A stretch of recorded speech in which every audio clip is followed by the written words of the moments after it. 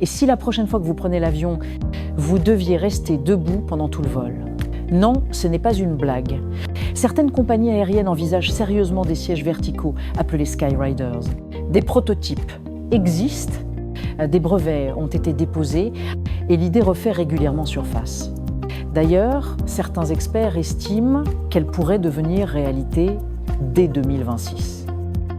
Michael O'Leary, PDG de Ryanair, a déjà déclaré « Si un jour nous proposons des places debout à seulement 1 € contre 25 € pour une place assise, je suis certain que ces places debout partiraient en premier. » Décidément, les compagnies aériennes sont prêtes à tout pour optimiser les coûts et l'espace afin de proposer des billets toujours moins chers. Ryanair a lancé l'idée. Airbus a même breveté un modèle.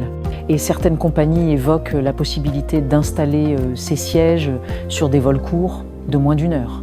L'objectif est simple, réduire l'espace occupé par chaque passager.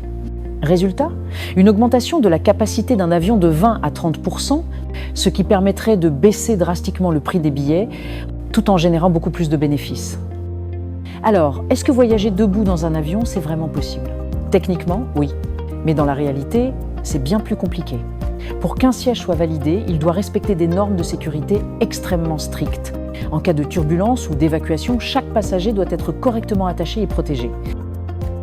Lors de tests en situation réelle, ces selles volantes n'ont pas toujours résisté aux impacts.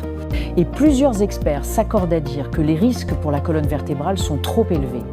Même si certains passagers se disent prêts à tenter l'expérience en échange d'un prix très bas, au-delà du sacrifice du confort, il y a aussi une vraie question de santé. Rester quasi debout pendant 1 heure ou plus, coincé dans un espace exigu. Bonjour les crampes, le stress et les plaintes en série. Alors oui, l'idée existe, elle est même sérieusement étudiée. Mais pour l'instant, la sécurité, la législation et le simple bon sens freinent encore son envol.